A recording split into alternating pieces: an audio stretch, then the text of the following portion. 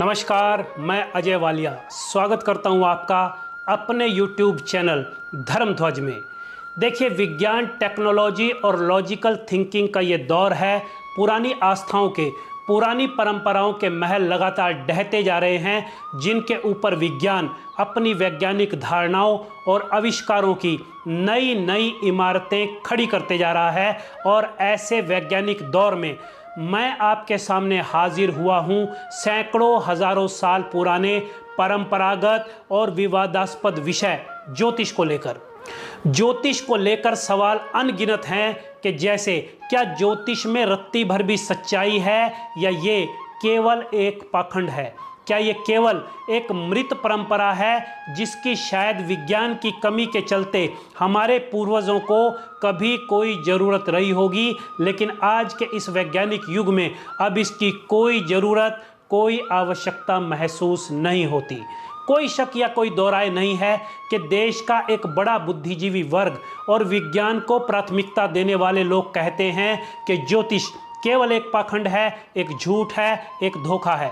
लेकिन इसके बावजूद सच्चाई ये भी है कि ज्योतिष पर ना केवल अनपढ़ और कम पढ़े लिखे लोग विश्वास करते हैं, बल्कि बहुत ज़्यादा पढ़े लिखे लोगों का भी एक बहुत बड़ा तबका ज्योतिषियों की शरण में देखा गया है। रिलीजियस बिलीफ अर्थात धार्मिक आस्थाओं पर सर्वे करने वाले प्यू रिसर्च सेंटर ने 2021 में एक सर्वे कंडक्ट कराने के बाद कहा था कि मोटे तौर पर 44% भारतीय किसी ना किसी तरीके से ज्योतिष से प्रभावित हैं या कह लीजिए कि ज्योतिष में विश्वास करते हैं। और कमाल ये भी है कि ये बात केवल भारत पर ही नहीं रुकती है, बल्कि दुनिया भर में अपनी तकनीक, अपनी शिक्षा और विज्ञान का लोहा मनवाने वाले सबसे शक्तिशाली देश अमेरिका के 30% युवा एस्ट्रोलॉजी और टैरो कार्ड जैसी विधा पर यकीन करते हैं। और कमोबेश यही स्थिति दुनिया भर के लगभग सभी देशों की है, जहां की जनसंख्या का एक अच्छा खासा भाग ज्योतिष में यकीन करता है। ज्योतिष के मानने अथवा ना मानने को लेकर बेशक सैकड़ों सवाल उठते रहे हैं, फिर भी कुछ लोग इस विद्या में इतने पारंगत हैं कि वो लोग आपसे कुछ भी बिना पूछे आपके भूत, वर्तमान और भविष्य के बारे में लगभग 100% सत्य बता देते हैं। इसके उलट विडंबना ये भी है कि इस क्षेत्र में ऐसे ज्योतिषियों की भी कमी नहीं है जो इस विद्या के नाम पर झूठ, डर, अंधविश्वास और पाखंड बेचकर लाखों के वारे न्यारे कर रहे हैं। ज्योतिष की ये सीरीज जो मैं आपके सामने रखने जा रहा हूं, इसमें हम ज्योतिष के कई सवालों को जानने समझने की कोशिश करेंगे। इसमें हम ये जानने की कोशिश करेंगे कि ज्योतिष अस्तित्व में आया कैसे, ये विषय आखिर कितने साल पुराना है और आखिर क्यों आज भी लोगों पर इसकी इतनी मजबूत पकड़ है, जबकि चुनौती देने पर या तर्क की कसौटी पर कसे जाने पर हमने अक्सर ज्योतिषियों को और उनकी भविष्यवाणियों को गलत होते हुए देखा है। हम ये भी जानने की कोशिश करेंगे कि क्या ज्योतिष अपने आप में एक अकेला विषय है अथवा ये अपने अंदर मनोविज्ञान, दर्शन, ध्यान, खगोल, गणित, तंत्र मंत्र और धर्म जैसे अन्य बहुत से विषय समेटे हुए हैं। हम इसके अंदर ये भी जानेंगे कि क्या ज्योतिषी आपकी भाव भंगिमाओं के आधार पर, यानी आपके फेस एक्सप्रेशन के बेस पर ये जान लेते हैं कि आपकी समस्या क्या है और फिर अपने अनुभव के आधार पर उसका रास्ता बताते हैं, या फिर आज भी ज्योतिष में सिद्धि नाम की कोई विषय वस्तु काम करती है? क्या सच में कोई कर्ण पिशाचिनी, कोई यक्षिणी, कोई योगिनी सिद्धि या मंत्र सिद्धि जैसी कोई चीज़ होती है, अथवा ये सब केवल झूठ फरेब है? हम पता करेंगे कि क्या वास्तव में कुंडली में ग्रहों और नक्षत्रों की स्थिति हमारे भूत, वर्तमान और भविष्य का कोई ब्लूप्रिंट दे सकती है, और यदि सच में कुंडली, ग्रह, नक्षत्र सब वास्तविक और सत्य फल देते हैं, तो आखिर क्यों दो जुड़वा बच्चों का या एक ही शहर में एक ही अस्पताल में पैदा होने वाले 10, 20, 100, 200 बच्चों का भाग्य एक जैसा क्यों नहीं होता?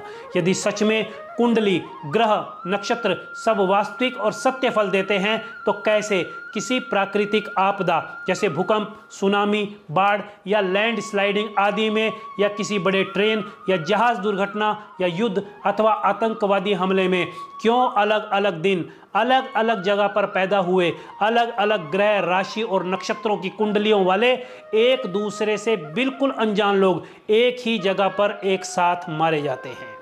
यदि 12 राशियों से ही सारी दुनिया के लोगों का भविष्य देखा जा सकता है, तो क्यों एक ही नाम राशि वाले राम और रावण की परवरिश, उनकी सोच और उनके कर्म एक जैसे नहीं थे? क्यों कृष्ण और कंस के जीवन की कहानी एक जैसी नहीं है? वर्तमान समय में अपनी ज्योतिष विद्या से देश विदेश में अपनी प्रतिभा का झंडा गड़वाने वाले और हमेशा अपने बयानों और अपने कारनामों से देश के बुद्धिजीवी और नास्तिक वर्ग के निशाने पर रहने वाले सुप्रसिद्ध ज्योतिषी धीरेंद्र शास्त्री अर्थात बागेश्वर सरकार कैसे एक अनजान व्यक्ति का भूत भविष्य बिना पूछे कागज पर लिखकर दे देते हैं? ये कोई सिद्धि है, ये कोई सेटिंग है, अथवा आंखों का कोई भ्रम है, या कोई मेंटलिज्म है अर्थात मनोविज्ञान से दिमाग को पढ़ने की एक कला है, या ये सब केवल एक धोखा है?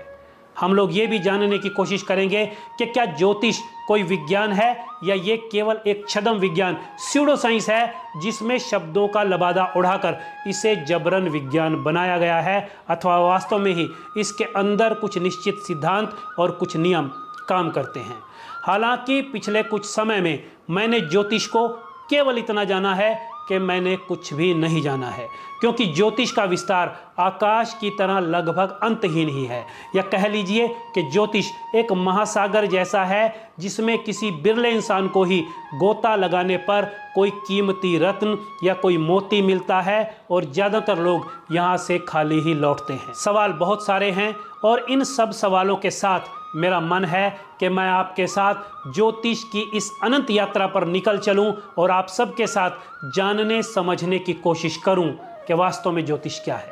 अब पहला सवाल यह है कि हम ज्योतिष को समझेंगे तो समझेंगे कैसे? तो समझ लीजिए कि हम ज्योतिष को ठीक वैसे ही समझने की कोशिश करेंगे जैसे हमने अपनी भाषा को समझा। अगर हम ये सवाल किसी भी आम आदमी से पूछे कि भाई आपने भाषा कैसे समझी, तो वो ये कहेगा कि मैंने सबसे पहले वर्णमाला सीखी।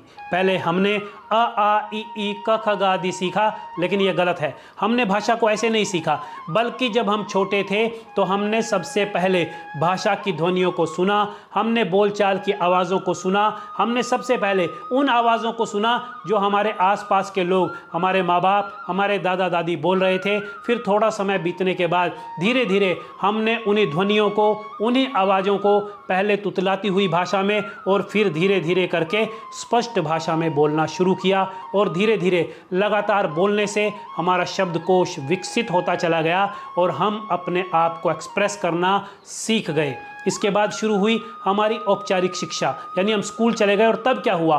तब हुआ ये कि उस समय में जब हम पूरे का पूरा वाक्य बोलना सीख गए थे, अपनी ज़रूरतों को, अपने दुख सुख को, अपनी माँ को, अपने पिता को बताना सीख गए थे, उस समय हमें वर्णमाला सिखाई गई। यानी हमें हमारे टीचर एक यू टर्न देकर पहले वापस उस जगह लेकर आए जहाँ पर अक्षर के छोटे से छोटे टुकड़े की उत्पत्ति हुई, यानी हमें वर्णमाला सिखाई गई। हमें अ आ इ ई क ख ग आदि सिखाया गया। इसके बाद हम वर्ण से शब्द, शब्द से वाक्य पर आए और धीरे धीरे भाषा का मैकेनिज्म समझते हुए हम इसके व्याकरण की ओर बढ़े और इस तरह हमने भाषा को सीखा। इसी तरह एक दूसरे उदाहरण का सहारा लेकर कहूँगा कि हम ज्योतिष को कैसे समझेंगे। तो समझ लीजिए कि हम ज्योतिष को कुछ इस तरह से समझेंगे कि जैसे हम गाड़ी चलाना सीखते हैं। जब हम शुरू में गाड़ी चलाना सीखते हैं तो हमको बमुश्किल steering, gear, brake, race, clutch, indicator और ऑयल मीटर के बारे में ही पता होता है। लेकिन रोज रोज केवल गाड़ी चलाने भर से ही हम गाड़ी की आवाज़ में आ रही हल्की सी अतिरिक्त आवाज़ से, हल्की सी खनक से उसके इंजन या कार्बोरेटर या फिल्टर में आ रही दिक्कत का अंदाज़ा लगा लेते हैं। जब हम रोज़ रोज़ गाड़ी चलाने के अभ्यस्त हो जाते हैं तो सड़क पर चलते हुए जैसे ही हमको गाड़ी चलाते हुए थोड़ा सा भी टेढ़ापन या बबलिंग महसूस होती है तो हम लोग गाड़ी में आ रही व्हील बैलेंसिंग की, अलाइनमेंट की प्रॉब्लम को समझ लेते हैं। गाड़ी में पंक्चर होने पर हम टायर बदलना सीख जाते हैं और यहाँ तक कि किसी अनजान जगह पर गाड़ी खराब होने पर भी हम घबराते नहीं हैं, बल्कि जैसे तैसे करके उसके मैकेनिक को ढूंढकर या अनजान लोगों से मदद लेकर उसे ठीक ठाक स्थिति में ले आते हैं। लेकिन ये सब कुछ एक दिन में नहीं आता है, बल्कि practice makes a man perfect. बस कुछ इस तरह से हम लोग ज्योतिष को सामान्य से विशेष के सिद्धांत से अर्थात principle of learning from general to specific की तर्ज पर जानने की, समझने की कोशिश करेंगे। हाँ, मैं पहले ही बता देता हूँ कि मैं खुद कोई ज्योतिषी नहीं हूँ, कोई ज्योतिष का अध्यापक नहीं हूँ, बल्कि इस विषय का एक जिज्ञासु हूँ जो इस अनंत अथाह विषय के मर्म को समझने के लिए आपके साथ ही इस यात्रा पर निकल रहा है। भगवान गणेश और माँ सरस्वती के साथ अपने इष्ट भगवान राम से आप सबके मंगल की कामना के साथ फिलहाल आपसे विदा लेता हूँ। आज भूमिका में फिलहाल इतना ही। जल्द मिलेंगे अगले एपिसोड के साथ, तब तक के लिए इजाज़त दीजिए। नमस्कार।